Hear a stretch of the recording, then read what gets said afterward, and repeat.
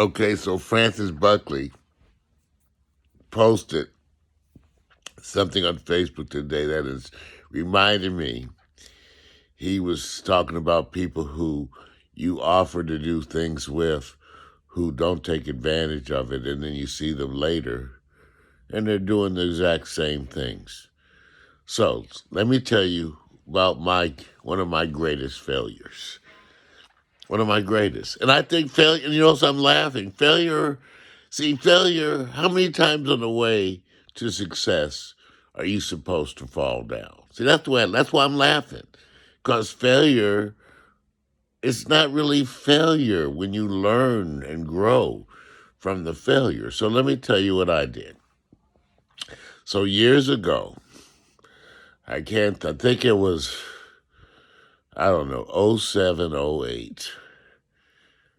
I was working on what I thought would be internet television, which has changed many, many, many times over. Anyway, what happened was one day the developers that be came up with video players and posted them throughout the internet. It was the evolving technology, video players. So you could go into the video player and play videos from YouTube or whatever. And what happened was they added search to the video player.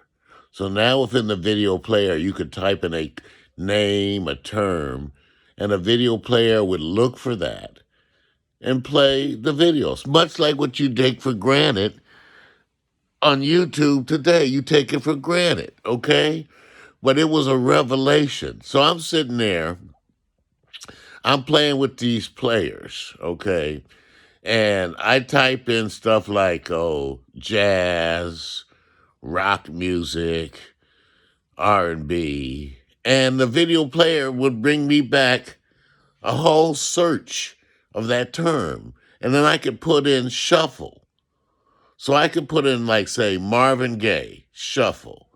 And every time you opened up this video player, it would automatically search YouTube for videos, shuffle them by Marvin Gaye, and stick them in the player in order.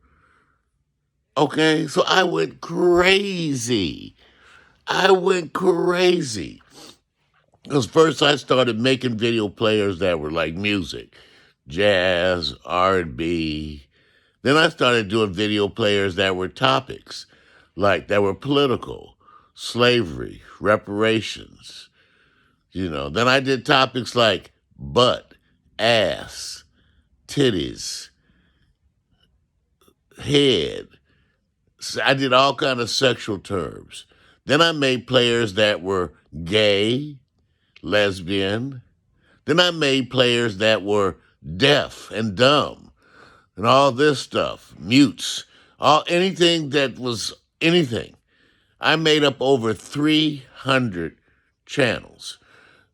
I would make a website. I could buy the web space, buy the URL, do a search for the general information like R&B, jazz, install that into the website with the player.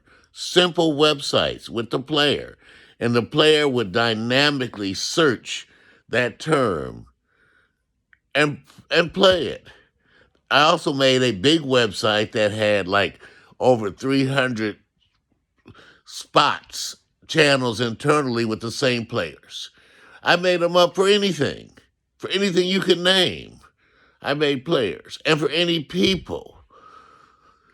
So then I got the idea that what I would do, because at that time, no one was purchasing the URLs, that I would purchase the URLs and make websites for people and give it away for both the PR value and for some, I could get some selfie pictures. So believe it or not, at one time I owned NeilDiamond.com, BarbaraStreisand.com, Johnny Carson. I still own Black History. Okay, I own so many URLs. I had like well over $15,000 worth of URLs. Well over. And a bunch of you who know me remember when I talked to you about doing this. So I built all these channels and notified all the people. Here's the channel I built for you. All I would like to do is give it to you in exchange for either a selfie. Well, that they didn't call it selfie. I wanted a photo op, but I was wanting to give them what I had made. People went crazy. They hated it. They absolutely hated it. I had a few people who liked it, like Harvey Mason, the world-class drummer. But Harvey told me, I don't really know what to do with it. So it was a, it was a, it was an absolute failure. 15K down the drain. I felt so stupid. I didn't even talk about it for years, for like a decade. I felt so stupid. Took me that long to even talk about it. But in a lot of ways, it was just ahead of its time. I gave every promoter that I know in LA a station, a channel. Half of the people out there, they're friends of mine right now in LA who are thinking just like this. They're doing just like this. Damn, that was that shit that Mario built for me back then. I didn't know what that shit was. A bunch of them are saying that right now. Over 300. Over 300. And what was so funny, I had gotten so good at making them. There were nights I made 10 or 12 in a night. That's why I gave away over 300. I could be watching a TV show and get an idea for who was in the TV show. Go look, buy the URL for their name, build a website related to their name and search, and send them out an email that night. 10 or 12 a night. Crazy shit, right? Crazy. But I built them like madman. And I was going so fast, I didn't worry about the people who didn't care. Gnarls Barkley sued me. Well, we went to whatever, that fake ass bullshit court over URLs. And the thing that no one they tried to say I what was the term? They had a term for it, for someone who would sit on URLs, which I fought because I said, I've never sold a URL. I never sold one. That was part of my argument. I've only bought them and gave them away. Yeah, that's all I ever did. Yeah, unheard of. But once again, Mario Hemsley always does things that are unheard of. That's my creed. Okay, that's what I do. Okay, so they couldn't say I was sitting on websites because I didn't sell any. Not one. Not one. I gave them all away. Other people, I remember Harvey Mason said, man, that's brilliant. He was like dying laughing. He said, that's brilliant. But I think they really resented the fact that I had outsmarted them. I think even the biggest of them who recognized the value of what I was doing were so turned off by the fact that I had outthought them, outpositioned them, and got to it years ahead of before they even would think about it. This is how long ago this was. Over 300. I've had people ask me, did you get disappointed at 289? 289. But no.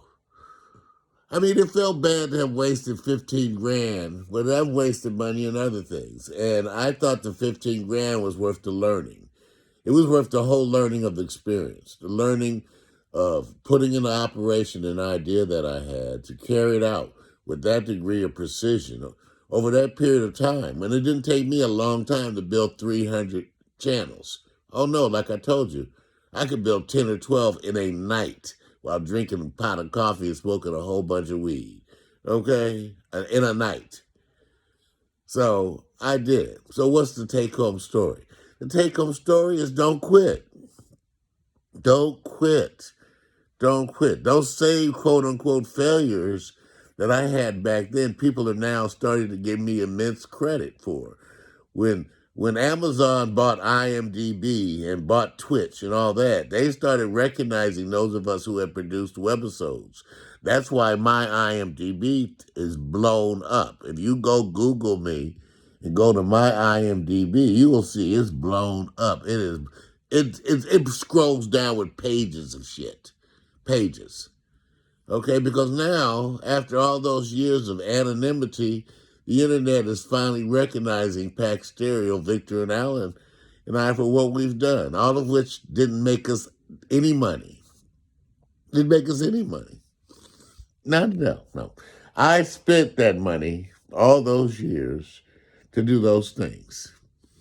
And now we get recognized with over, 14 million views.